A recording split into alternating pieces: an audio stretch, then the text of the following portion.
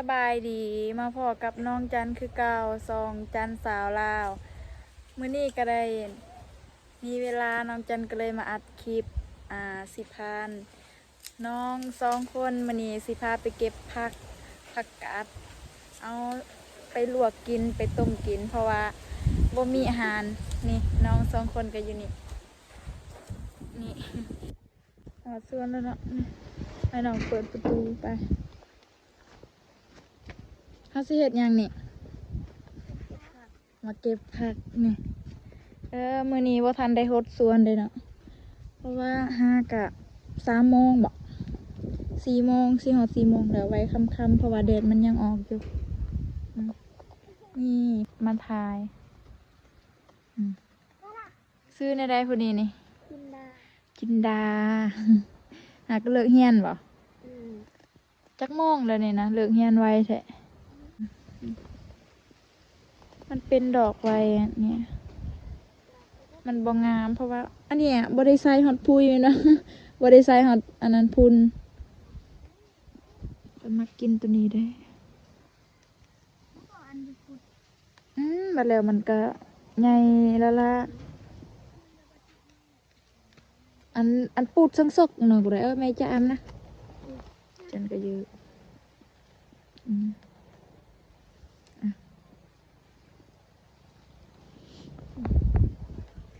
ส่วนน้องจันก็สิประมาณนี้แล้วเนาะนี่บ่มีหยังหลายดอกผักกาปลูกตามนี้แหละนี่พอแล้วมั้งหลายแล้วบ่เอาไปลวกกินพอแล้วนี่เบิดอันไก่เคียกกมะฮุ่งกับบ่มีหอดมะฮุ่งไว้สิกินตำมะฮุ่งอันนี้ก็ไก่เคียเบิดน้ำบ่ทันโปมเบิดแล้วบัดนี้สิให้น้องเป็นคนจับกองแล้วอีสิเก็บกันเก็บไม่ปานอันนี้มันน่าจะแก่แล้วเนาะแต่ว่ายังกินได้อยู่ก็บ่ได้สิเก็บดอกเพราะว่าวิทย์กินงะกับวิทย์แล้วแต่ว่าผักมันบ่ทันใหญ่ก็เลยงามบุญผัดบ่ได้กิน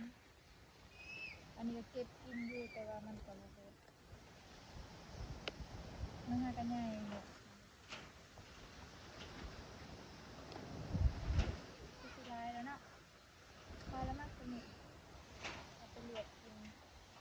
ไปพอแล้ว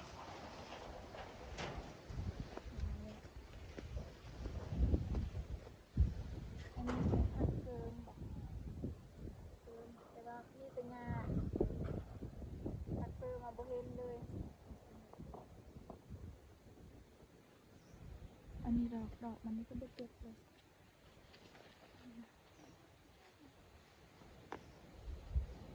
น้องจันน่ะมากินตัวมันกินดอกมันขาดส้มดอกเลย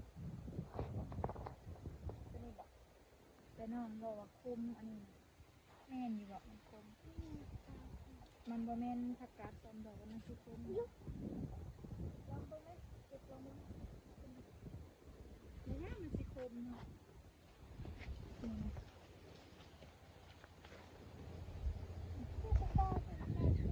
บ่มาบ่ได้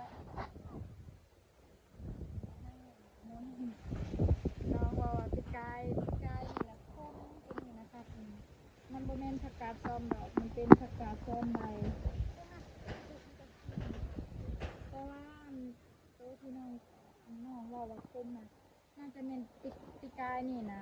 แบบมันวิดงามาแล้ววิดระดูแล้วมันดุ้นแล้วมันก็เลยคมแต่ว่าอันนี้มันน่าจะเป็นมันบ่คมดอกลองไปกินเบิ่งประมาณไป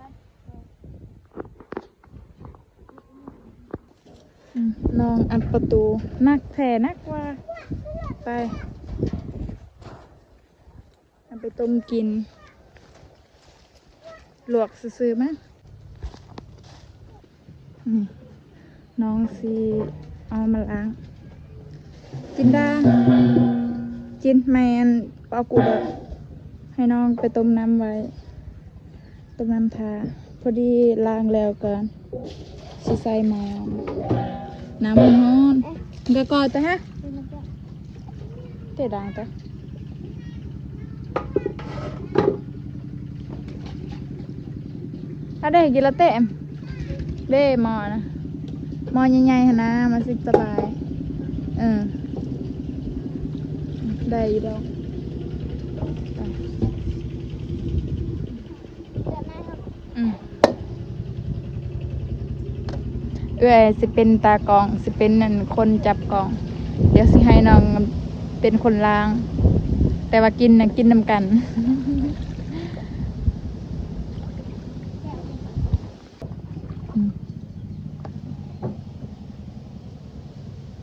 ลายเติบ สิกินเบิดบ่มีแต่ผักบ่มีอาหารก็คือสิกินเบิดแล้วเนาะค้างแล้วยังเอาค้างไหมปาดไฟกับบางแหงใส่หม้ออันนี้เลยบ่เป็นหยังดอกหม้ออันนี้ก็ได้คือกัน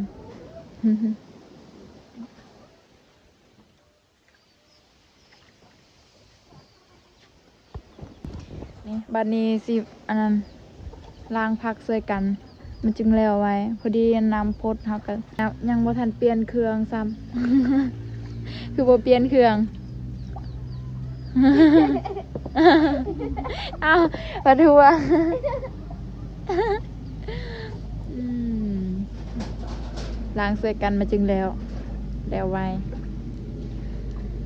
ซองน้องจันนี่น้อง2 คนคือสิได้เป็นนางเอกแล้วเนาะเพราะว่า อันคลิปแรกน้องจันกามีน้อง2 คนอยู่นำหดสวนเป็นคลิปที่น้องจันหดสวนกับน้องคือเก่าและต่อไปก็คือซีเมนได้เห็นน้องทั้ง2แล้วก็น้องจันเพราะว่าน้องจันน่ะมีพี่น้องหลาย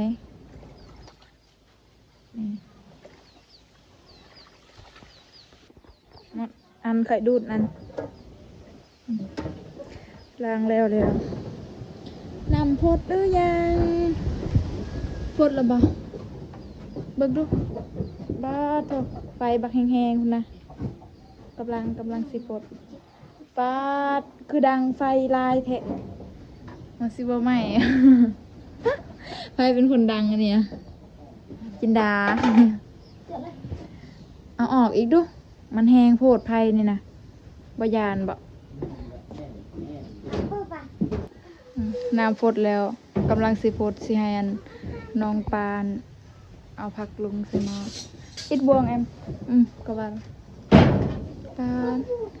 ไฟแห้งแท้แห้งว่า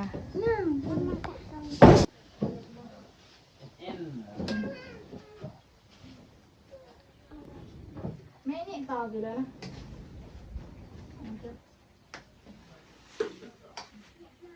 น้องอ่ะพริกบ่เป็นพริกบ่ได้ยางให้เอื้อนเป็นคนพริก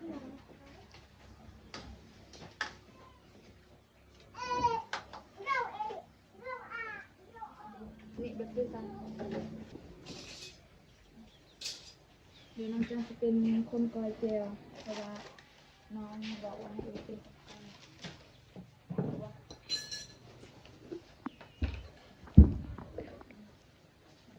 ปิดภูมิคั่วแล้วดีแล้วนะสนะเดี๋ยวสกินใส่กะปิเวลาประจุเราไม่ท่ายเจ็บๆนะใส่กินเอาตีสมองเวลา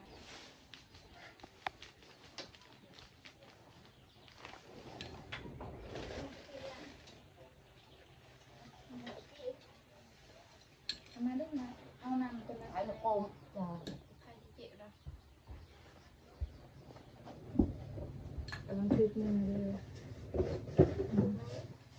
ทีแรก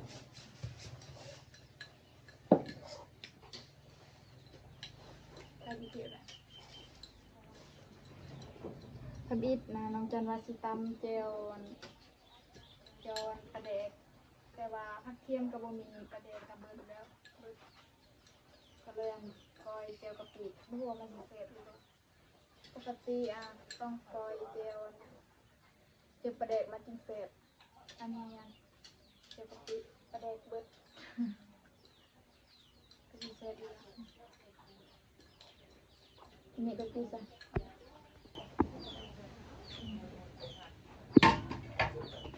ดีพักกระสุกแล้วเนาะเดี๋ยวเราจะสุกโป่งเนี่ย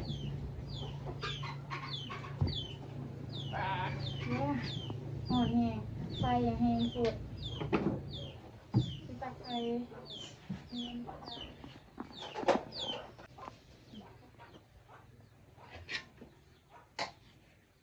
มันก็แบบเดียวพอดีมัน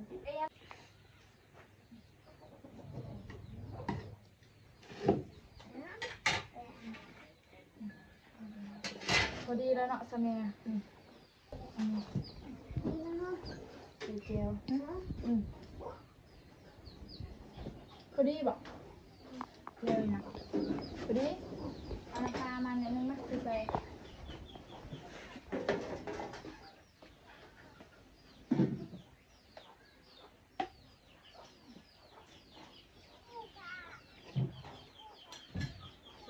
แล้ว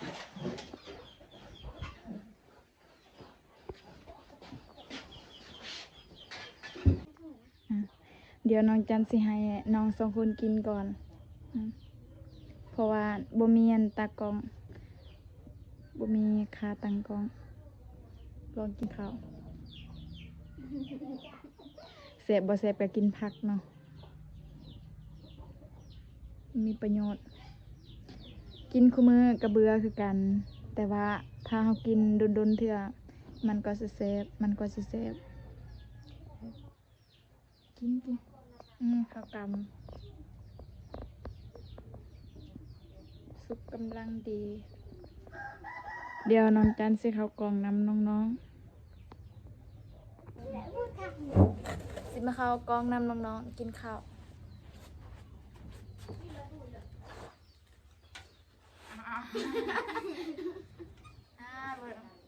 บไดเอิญพ่อแม่พี่น้องมากินน้ำด้วยนี่น้องๆบไดเอิญซ้ำมาเด้อพ่อแม่พี่น้องมากินน้ำเฮาเด้อ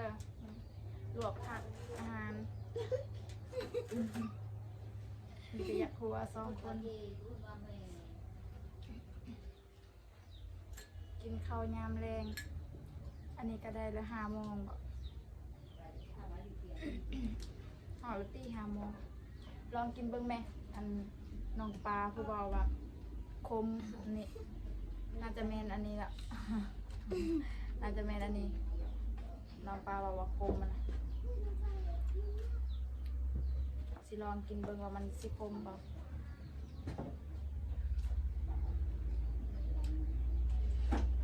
คมบ่ว่าคมมันหวานที่น้องบอกว่าคมน่ะปีกาเนี่ยเพราะว่าผักมันเบิดเราดูแล้วมันร่นแล้วมันแก่มันก็เลยคม